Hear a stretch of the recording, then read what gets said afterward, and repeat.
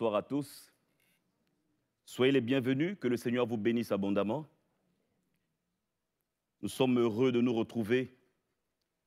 Nous partons de très loin et nous sommes heureux d'être là ce soir. Nous progressons dans notre étude biblique sur le fruit de l'esprit. Et ce soir, nous parlerons d'un autre aspect, d'une autre facette du fruit de l'esprit. Nous parlerons de la bonté. Je vous l'ai dit déjà la dernière fois que j'ai intervenu. Ce sont des sujets qui me font sortir de ma zone de confort. Mais je bénis Dieu parce que j'apprends beaucoup. En étudiant ces textes, en regardant de près ces versets bibliques, j'apprends et j'apprends beaucoup. J'ai abordé ce sujet, je me suis posé des questions et je vais vous présenter un résumé. Il y a quelques angles qui ont guidé l'étude que je vais vous présenter. Je vais beaucoup lire parce que j'ai fait quelques recherches. La dernière fois déjà, je disais, et les autres orateurs l'ont dit également, que le fruit de l'esprit n'est pas pour notre propre bénéfice, premièrement. Si nous manifestons le fruit de l'esprit, c'est pour les autres, pour ceux qui nous côtoient, pour ceux qui nous voient. Vous savez, lorsqu'on nous regarde, au-delà de parler, nos vies sont des témoignages. Et les gens peuvent manger du fruit que nous produisons. Et j'ai essayé de regarder quelques angles.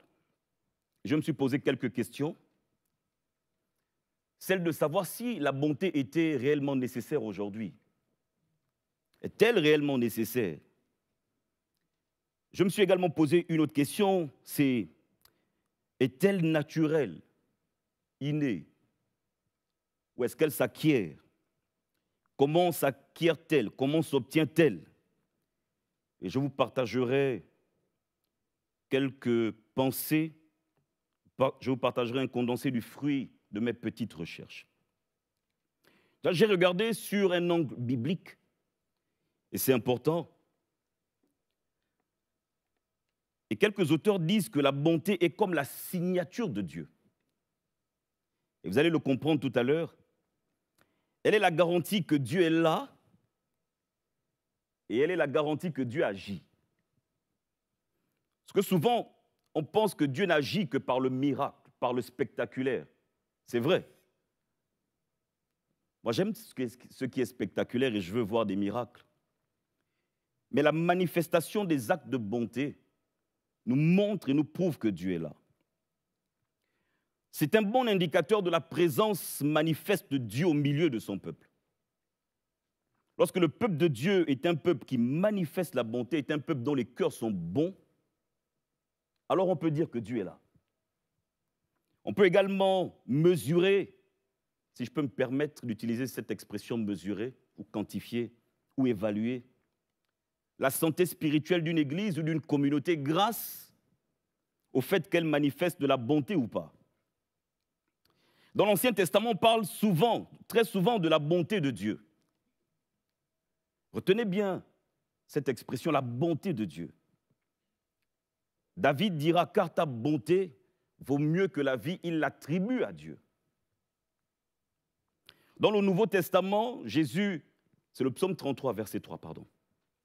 Dans le Nouveau Testament, Jésus lui-même dira à un de ses disciples, à quelqu'un qui s'approchait de lui et qui lui dira « Bon maître », je pense. Il lui dira « Pourquoi m'appelles-tu bon ?» Il n'y a de bon que Dieu seul. C'est fort. Souvent, les principaux acteurs de l'Ancien Testament et du Nouveau Testament considéraient que la bonté de Dieu avait plus de valeur que leur propre vie. La bonté de Dieu. C'était le sujet de leur investigation, le sujet de leur recherche. Et ils souhaitaient que cette bonté-là les touche, afin qu'ils soient également des canaux pour la redistribuer, pour la partager. Dans notre texte de base, dans Galates 5, chapitre 5, J'ai fait un mélange de chapitres de chiffres. Galates, chapitre 5, verset 22. Mais le fruit de l'esprit, c'est l'amour, la joie, la paix, la patience et la bonté. Et les autres après. Et lorsqu'on regarde le mot bonté, le mot grec traduit par bonté ici, c'est le mot agathouséné. Vous l'avez entendu, vous pouvez l'oublier également. Agathouséné. Qui se traduit par droiture de cœur et de vie. Et lorsqu'on regarde ce mot en grec, il est souvent lié à Dieu ou à l'action de Dieu par le Saint-Esprit dans nos vies. Ce n'est pas un mot qui est fréquent dans le Nouveau Testament, qui est traduit en grec. Il n'apparaît que 4 fois dans le Nouveau Testament. La première fois dans Galates 5, que nous avons lu. Une autre fois dans Romains 14, Romains 15, verset 14, qui dit « Pour ce qui vous concerne, mes frères, je suis moi-même persuadé que vous êtes pleins de bonnes dispositions, remplis de toute connaissance et capables de vous exhorter les uns les autres. » Plein de bonnes dispositions. On retrouve ici agathouséné, qui a été traduit par bonté. Éphésiens 5, et versets 8 à 9. Autrefois, vous étiez ténèbres et maintenant vous êtes lumière dans le Seigneur. Marchez comme des enfants de lumière. Car le fruit de la lumière consiste en toutes sortes de bonté, de justice et de vérité.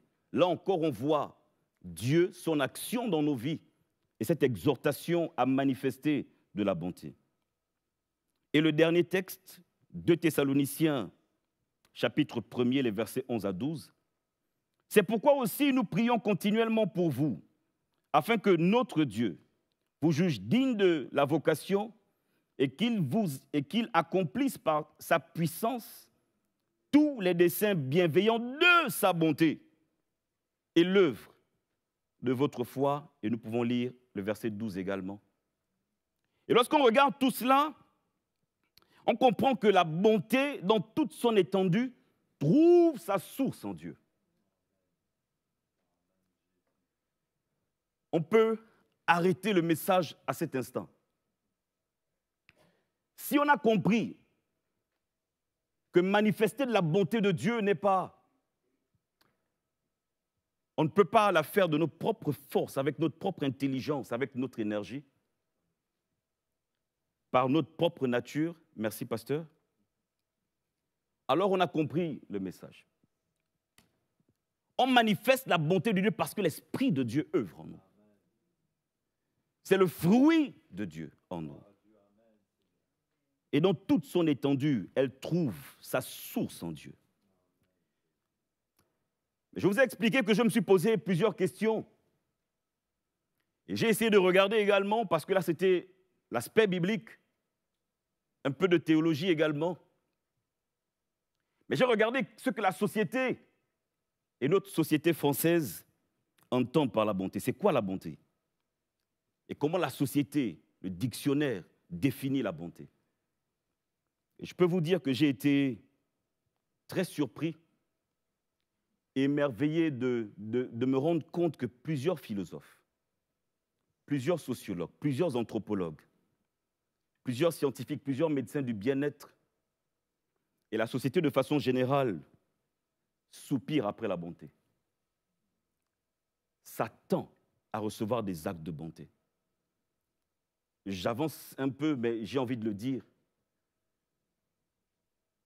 Les hommes qui dirigent, qui gèrent la société, nos responsables, travaillent pour le bien-être des populations et le bien-être est lié à la bonté.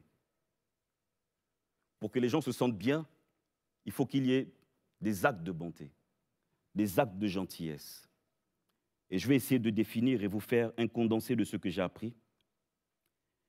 Alors, une définition dit, la bonté, c'est la qualité morale qui porte à faire le bien.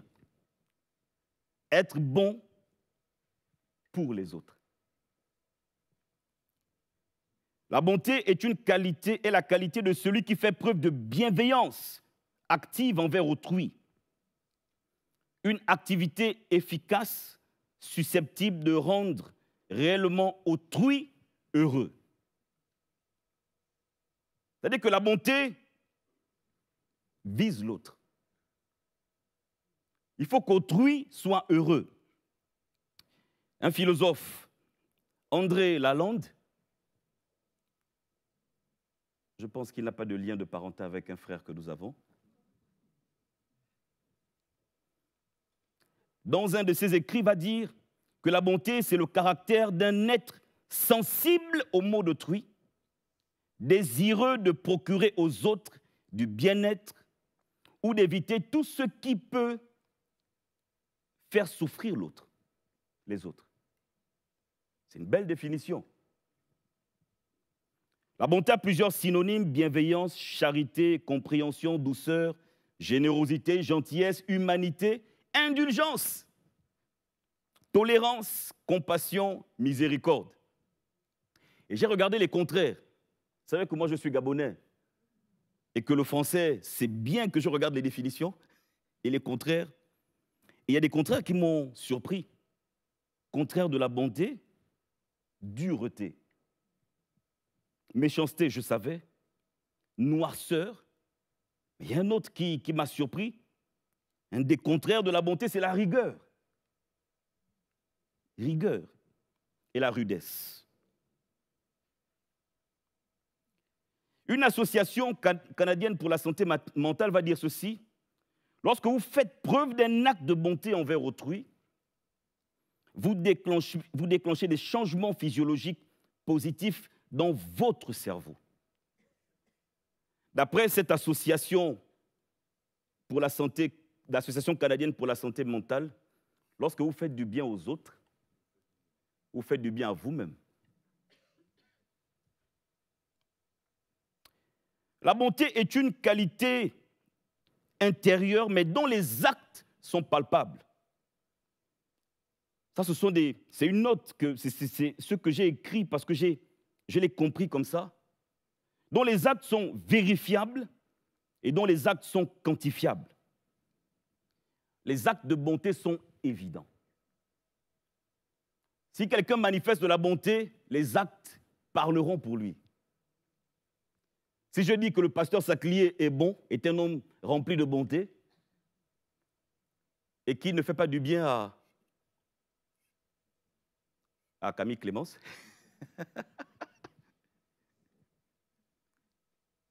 alors ce que je dis n'est pas quantifiable et n'est pas vérifiable. Si vous dites, le frère Jude, donc moi, est rempli de bonté, alors il faut que les actes de bonté soient tangibles, soient vérifiables et soient quantifiables. Les manifestations de la bonté sont évidentes. C'est un sentiment, c'est une qualité intérieure, mais dont les résultats sont évidents, dont les résultats sont palpables. Regardons encore de près l'importance de la bonté et des actes de bonté dans la société. Et je le disais déjà, il y a un lien étroit entre bien-être social et bonté. Sociologues, des psychologues, des anthropologues, des philosophes et des médecins de bien-être ont étudié la bonté. Et ils disent de façon condensée que la bonté, c'est non seulement un puissant liant social, mais c'est aussi une composante essentielle du bonheur et de l'épanouissement personnel. Et pour quasiment toutes les disciplines citées précédemment, la bonté a des effets du côté du récepteur, donc celui qui reçoit la bonté. Ça a des effets sur lui, car la gentillesse d'une personne provoque des émotions positives en lui, accélère son bien-être et pousse le récepteur à la gratitude. On me fait du bien, je le reçois, ça me fait du bien à moi qui le reçois, je me développe, mon bien-être se développe Et en retour, ça me pousse à manifester des actes de gratitude. Mais on regarde, et lorsqu'on pousse et on va un peu plus loin, on se rend compte de quelque chose, c'est que la bonté fait du bien à celui qui reçoit, mais de façon impressionnante, et des études l'ont montré, elle a encore plus d'effet chez celui qui émet.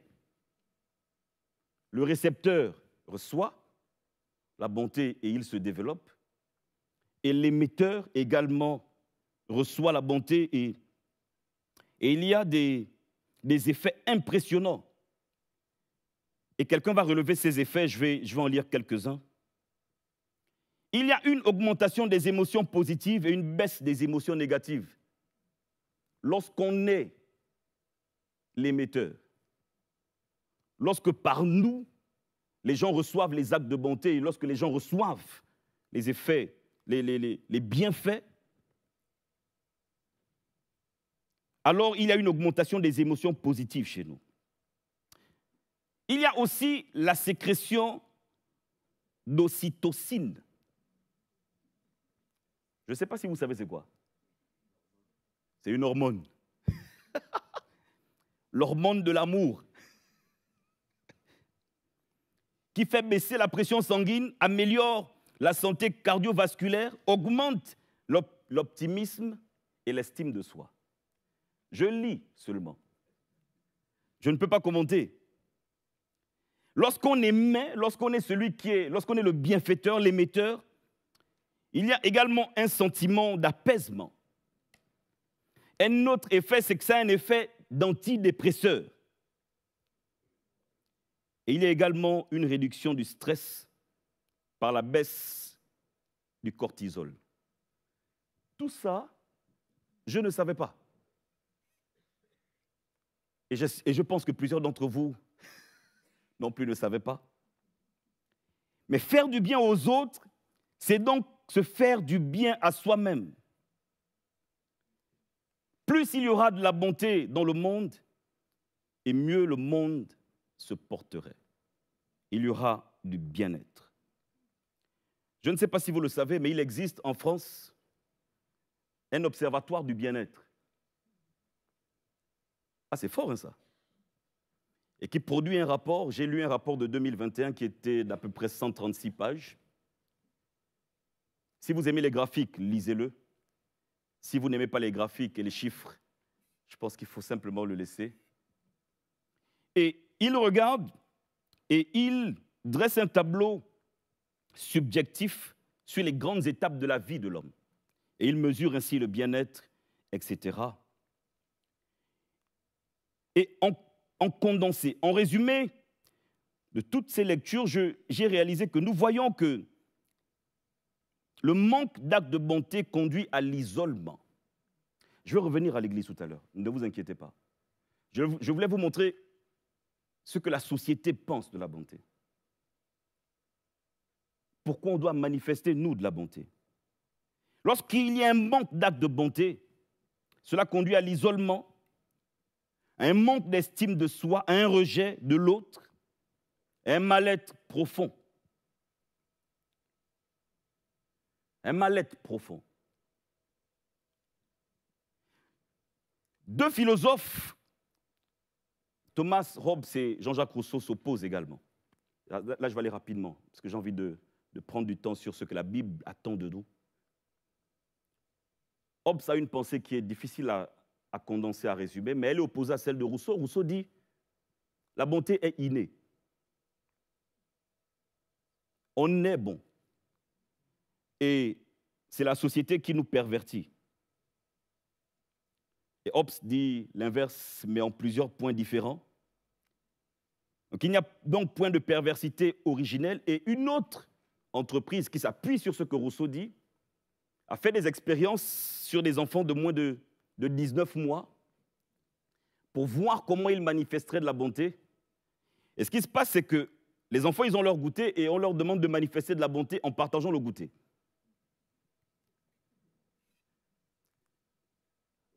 C'est bien parce que plus de 60% partagent leur goûter. Mais on refait la même expérience au moment où ils ont faim.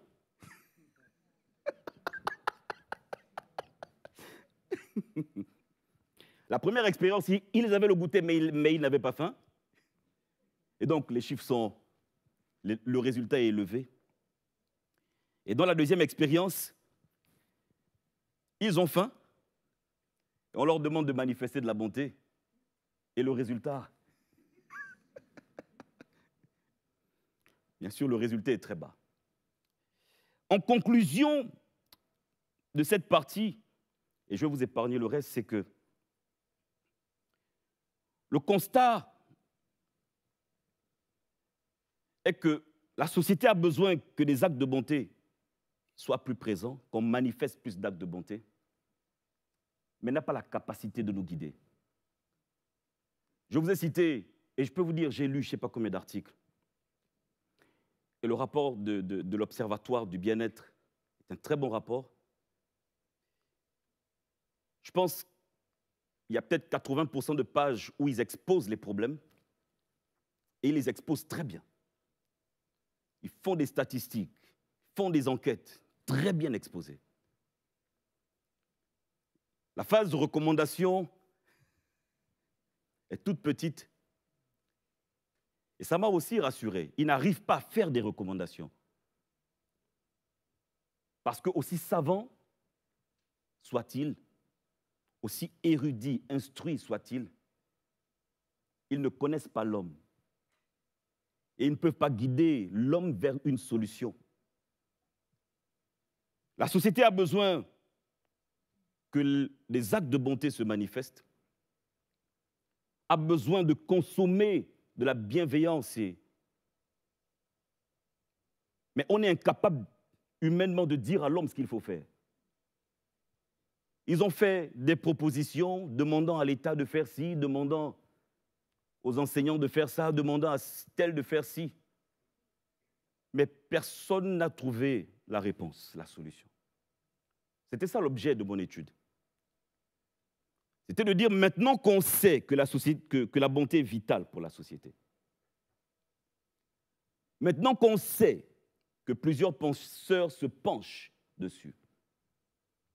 Maintenant qu'on sait qu'il faut que les actes de bonté soient de plus en plus manifestes. Maintenant qu'on sait que les enfants à l'école, parce que l'Observatoire du bien-être en parle, les enfants à l'école se sentent mal et plusieurs sont rejetés, se mettent à l'écart. Maintenant qu'on sait que l'enseignant aussi se sent dévalorisé. Maintenant qu'on sait que les jeunes ont mal vécu la pandémie de la Covid-19, parce que c'était les plus atteints, parce qu'ils avaient perdu tout leur repère social. Maintenant qu'on sait que les personnes âgées se sentent blessées, rejetées et mises à l'écart. Maintenant qu'on sait que plusieurs manquent d'estime de soi. Les philosophes, les anthropologues, les sociologues, les médecins du bien-être, les scientifiques, personne n'a apporté une solution. Mais heureusement que dans la Bible, il y a la solution. Heureusement que Dieu a une solution. La société a besoin que l'homme manifeste de la bonté, mais il y a échec, car l'homme de lui-même ne peut pas le faire, et l'homme de lui-même ne peut pas aider l'autre à le faire. Personne. Mais la Bible nous donne la réponse. La réponse de Dieu au besoin de manifester plus de bonté dans le monde. Le Seigneur nous apporte des solutions pour avoir une bonté de cœur. Et Galates 5, verset 22 dit « Mais le fruit de l'esprit ». Une partie de ma conclusion se trouve dans le « mais », le fruit de l'esprit. Mais ce que produit la vie de Dieu en nous, mais ce que produit l'œuvre de Dieu en nous, C'est plusieurs facettes, mais c'est aussi la bonté. L'action de l'Esprit de Dieu en nous, la vie de Dieu en nous produit la bonté. De nous-mêmes, nous ne pouvons pas. De nous-mêmes, nous n'avons pas la capacité. Humainement, il n'y a pas de solution viable. Sinon, on fera comme les enfants. Quand on n'a pas faim, on peut donner notre goûter. Et puis quand on a faim, pas de bonté. Et la bonté est donc conditionnelle. Mais la bonté de Dieu, et il y a un philosophe qui va vouloir la contrer, mais il n'arrive pas, parce que ses arguments sont faibles. Et il va parler de la bonté de Dieu, mais la bonté de Dieu, l'agatouzenai en grec, est produite par l'Esprit de Dieu en nous. Est produite par la vie de Dieu en nous.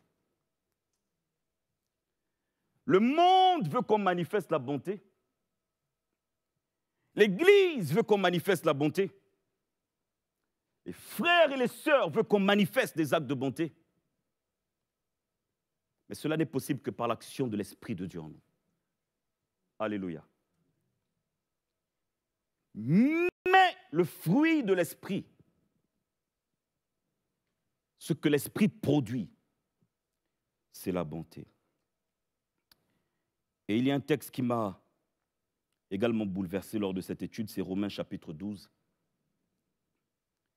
C'est l'apôtre Paul qui parle aux Romains, à cette église depuis Rome, depuis la prison.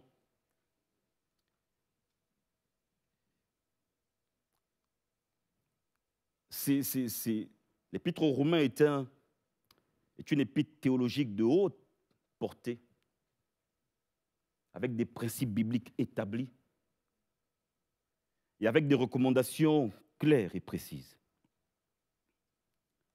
Après leur avoir dit un certain nombre de choses et leur avoir dit notamment la création soupire après la révélation des fils de Dieu, donc de nous, chapitre 12, il va leur dire « Je vous exhorte donc, frères, par les compassions de Dieu, à offrir vos corps à Dieu. »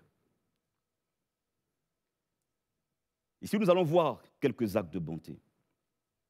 Verset 2, il va dire, soyez transformés par le renouvellement de l'intelligence, après leur avoir dit de ne pas se conformer au siècle présent.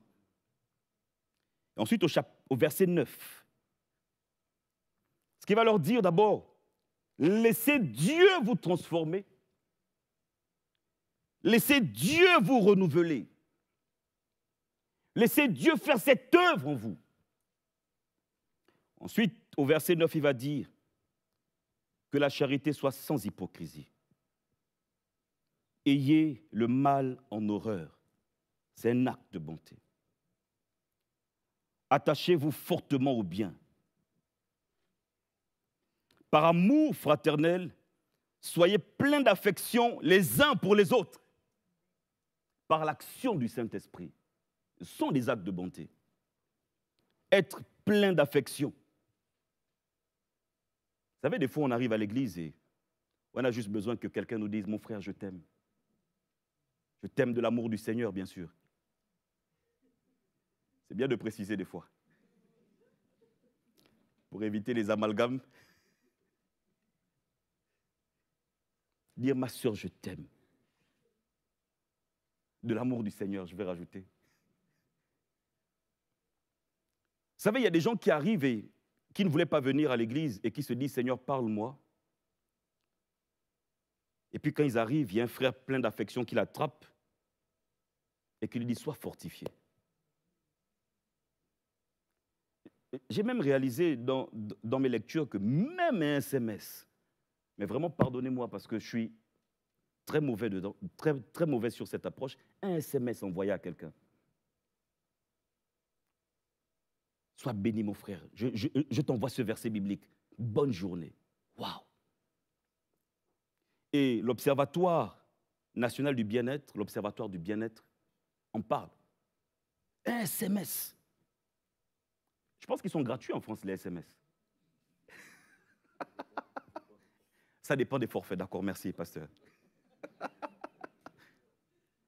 On ne s'en rend pas compte. Et pareil, quand j'ai lu ça, je me suis dit, SMS, Jude, tu devrais faire des efforts. Un coup de fil, une parole, une tape sur l'épaule. Dis, sois fortifié, ma sœur. Sois fortifié, mon frère. Vous savez, lorsqu'on est étudiant, chaque acte, lorsqu'on est étudiant étranger dans un pays, chaque acte, chaque regard, chaque sourire est important. Souvent, on ne le réalise pas lorsqu'on est là ou lorsqu'on est grand. Mais un jeune qui vient d'ailleurs ou un étudiant qui est dépaysé, comment on le regarde, comment on l'approche, comment on l'aborde, comment on l'accueille. L'accueil. Sois le bienvenu. Dis, waouh, on m'a bien accueilli dans cette église. Ce n'est pas le travail que des membres désignés de l'accueil, c'est le travail de chacun de nous.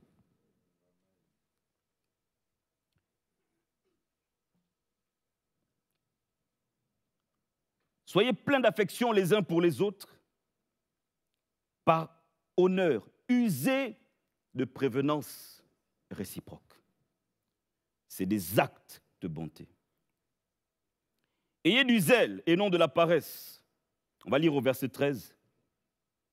Pourvoyez aux besoins des saints. Exercez l'hospitalité. Bénissez ceux qui vous persécutent. Des fois, il y a des versets de la Bible qu'on a envie d'arracher de la Bible.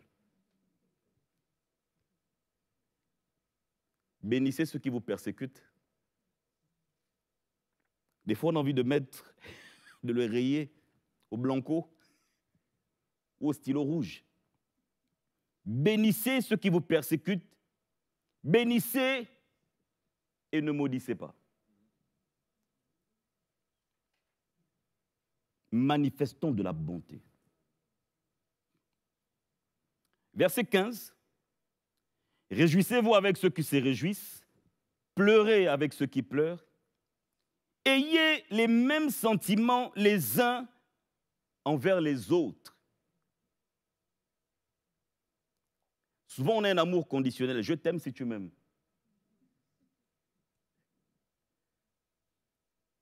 Nous devons avoir ces sentiments-là, ces sentiments profonds.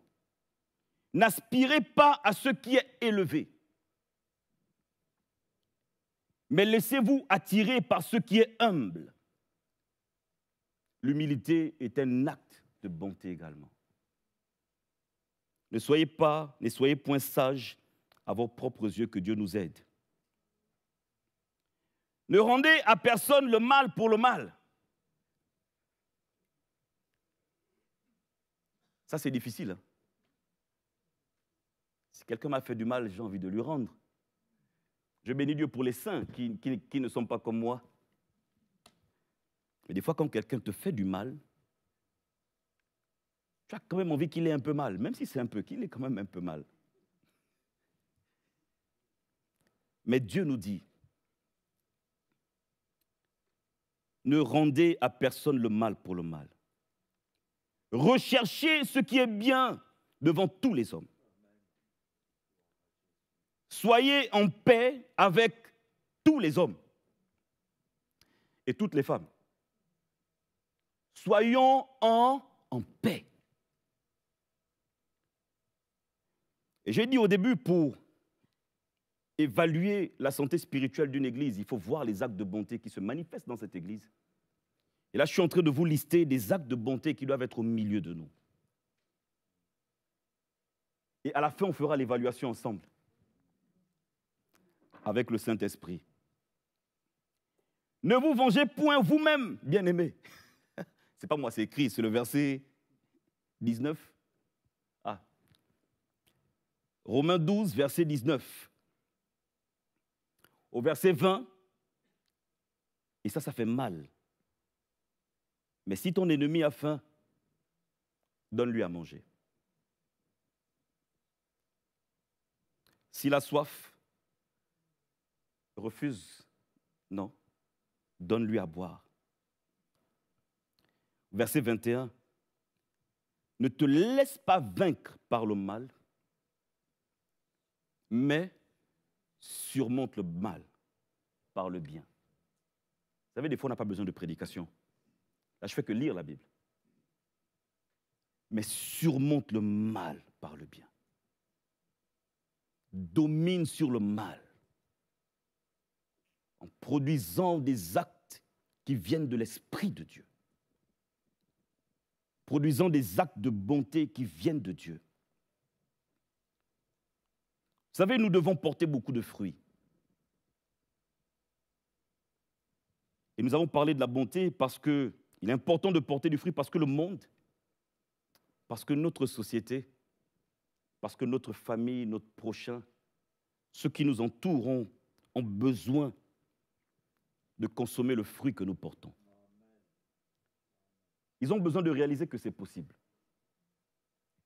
S'il y a des philosophes et des anthropologues et des sociologues parmi nous, que Dieu vous bénisse pour tout ce que vous faites. Et merci pour vos études et vos recherches.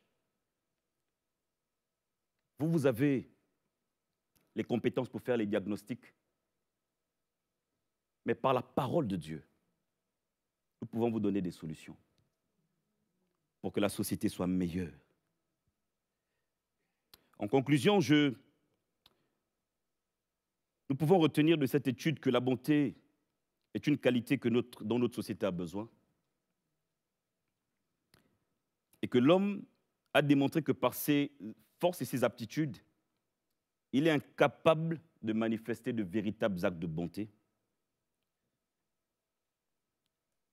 Et que seul l'Esprit de Dieu, seul Dieu, par son esprit, peut produire en nous ce fruit pour le bénéfice du monde, pour le bénéfice de notre prochain. Nous sommes appelés à manifester une bonté vivante et agissante par l'action du Saint-Esprit. Est-ce que nous voulons être ces vases-là qui reçoivent de Dieu et qui sont des canaux pour bénir le monde et transporter la bonté de Dieu? Pour transporter la bonté de Dieu. En fait, on aurait pu avoir comme titre la bonté de Dieu pour qu'on réalise que la véritable bonté vient de Dieu. Et que les hommes peuvent produire certains actes de bonté, mais la bonté véritable vient de Dieu.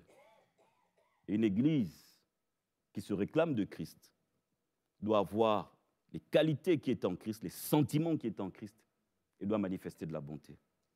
Et cela ne passe que si nos vies spirituelles sont restaurées, sont renouvelées, si nous sommes remplis de la vie de Dieu, si nous ne sommes pas secs, si nous sommes remplis de l'Esprit, et si nous nous laissons remplir de la vie d'en haut.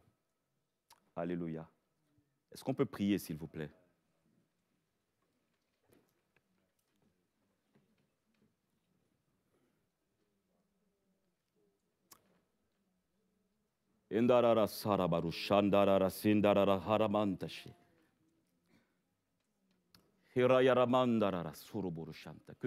Que chacun dise quelque chose à Dieu de là où il est.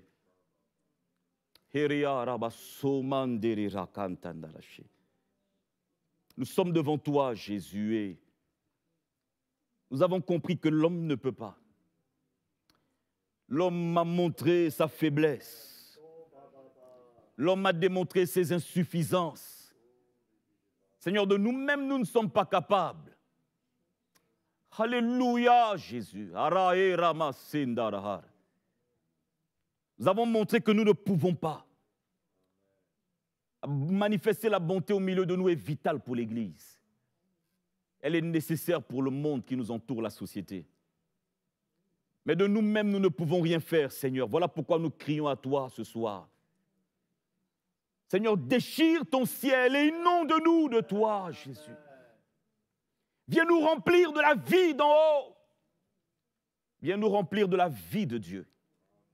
Seigneur, inonde-nous par ton esprit. Seigneur, que tout ce qui ne glorifie pas ton nom soit ôté de nos cœurs, afin que la bonté de Dieu prenne toute sa place au milieu de nous et que chacun de nous manifeste des actes de bonté. Parce que notre prochain en a besoin. Parce que ma sœur en a besoin. Parce que mon frère en a besoin. Parce que chacun de nous en a besoin.